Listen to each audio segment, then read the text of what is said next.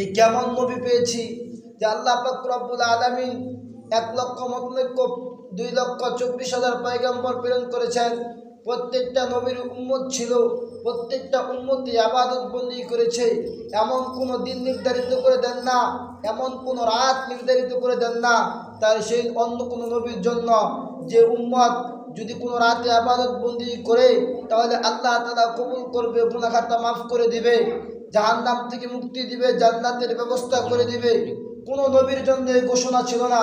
কিন্তু আমরা আমার শ্রেষ্ঠ নবীর উম্মত হওয়ার কারণে, মুহাম্মদুর রাসূলুল্লাহ সাল্লাল্লাহু আলাইহি সাল্লামের উম্মত হওয়ার কারণে হায়াত কম পাইব ঠিকই, কিন্তু আল্লাহ পাক রব্বুল আলামিন বিশেষ বিশেষ কিছু দিন, কিছু রাত আমাদের জন্য রাখছেন।